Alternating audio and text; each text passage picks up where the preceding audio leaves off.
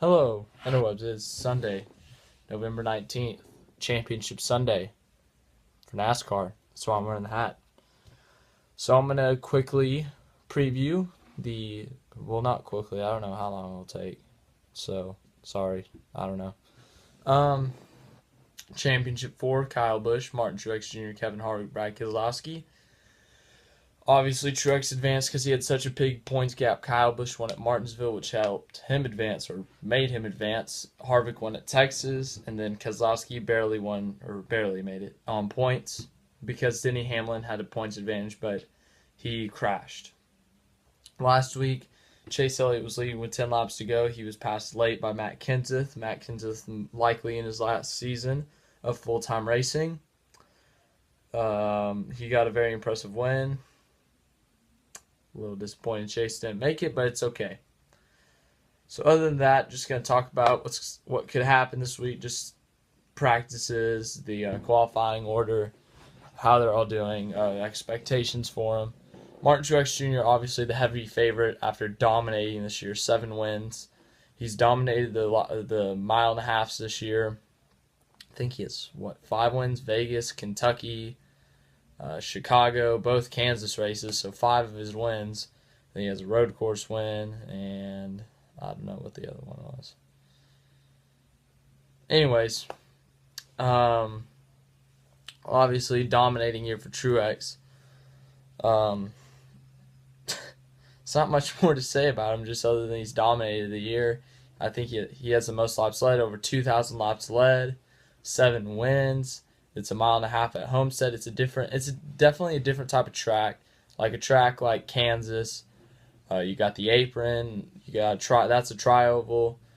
His other one was Charlotte, so he has 6 wins on mile and a halves. Charlotte, it's a quad oval. Homestead's such a different track because it's just an oval. You run the top a lot more than you would at these other mile and a halves in Truex.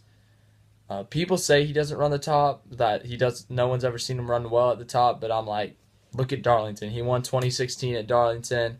2017 this year, he was leading with 3 laps to go before a tire blew. So I mean, he's shown that he can run the top. So he obviously has the potential. He could do good at this track. It'll be interesting. Kyle Busch, he was a little slow to get that first win this season. It took him till August, which was the second Pocono race. Then he won Bristol. Then he won 2 races, New Hampshire and Dover in the first round. Then what was the other one? I can't ever remember these guys' last wins. I don't know. Martinsville. I just said it. Duh. So obviously a pretty good year for Kyle Busch. The back half of the season. They've been fast. They're the second favorite for the championship. Just a lot of speed with their cars. Kyle Busch can run well pretty much anywhere. He's won at every track except Charlotte. He's won at Charlotte. He won the All-Star race, I think he's won the All-Star race. But he's never won a points race there. That doesn't matter because we're in Homestead this week. But he's won at Homestead before. He won in 2015, which also won him the championship in 2015. So he does have experience in winning at Homestead. His driver won the Truck Series, Christopher Bell. So it'll be interesting to see what him and his team do to try to beat Martin Truex Jr. It's really gonna be interesting. I think it'll be those two at the end. Next, Kevin Harvick. He advanced on a win from Texas. He has 2 wins this season. He won at Sonoma in June, and then he won at Texas a few weeks ago to get into the championship 4. He's had a pretty okay season. He hasn't been dominating. He hasn't been out of this world fast. He hasn't been just going crazy, but since the playoffs started, he's been doing very well. He started off pretty good at Chicago. I think he got a top 5. He hasn't run horrible all year. He's been running pretty good. First year that Stewart Haas has been running Fords. So if they could win a championship their first year in a Ford, that would be very impressive. Brad Keselowski, he is definitely the biggest underdog. He has not shown a lot of speed. He has not won a bunch of races. He only has 2 wins, Atlanta and Martinsville from earlier in the year. That the Penske cars have not shown a lot of speed this year. Definitely not. Just Logano not making it. Blaney had that one at Pocono. He's kind of gone down a little bit since then. They are affiliated with Penske. Keselowski obviously been going downhill, but he has been lucky enough to get to the championship due to circumstances outside of his control. But he's been doing okay. That's all I'll say on that. So just quickly looking at it, the first practice, Kyle Busch was the fastest. Second fastest was Martin Truex Jr. Third fastest was Kevin Harvick.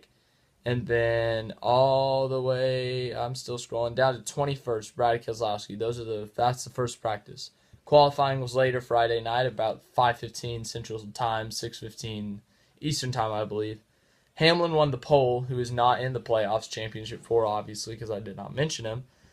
Truex qualified second, Kyle Busch third, Keselowski fifth, and Kevin Harvick ninth. So all of them are starting in the top 10. All of them have good track position at the beginning. I don't expect any of them to be very aggressive at the beginning of the race today. If there's a late race caution, I do expect there to be some strategy calls, maybe from Paul Wolfe, Brad Keselowski's crew chief, or Rodney Childers. If they're running back, or if any of them are in the back, they'll definitely make some strategy call to try to get them to the front. I mean, it's a championship. You got to do whatever it takes. So, second practice was yesterday. Truex was third fastest. Keselowski 10th fastest. 16th, Kyle Busch 17th. Kevin Harvick. Third practice, Truex was the fastest car. He ran the fastest lap. 6th, Kyle Busch. Let me get down there. Still scrolling. Nope, I think I missed it. Yeah, I missed it. 18th, Kevin Harvick. And 11th, Brad Keselowski. Sorry, I missed him. Another thing about Truex, he did scrape the wall in practice, and there was no major damage. They were able to fix the car. He does not have to go to a backup car, which means he will start at second place, which is where he qualified. He will not have to drop to the rear. So he still has that good starting spot. But honestly, I mean, I chose Martin Truex Jr. in my bracket. I've been pulling for him all year. I met the dude. He's a pretty cool dude. He's got a pretty cool story. And he's been just running so well this year. I got to pick him. Martin Truex Jr. is going to win the championship. I don't know if he'll win the race, but he will definitely win the championship. Unless there's some crazy crash or he has some mechanical problem. I just see him winning the championship. So, yeah. I'm about to make the Big 12 recap.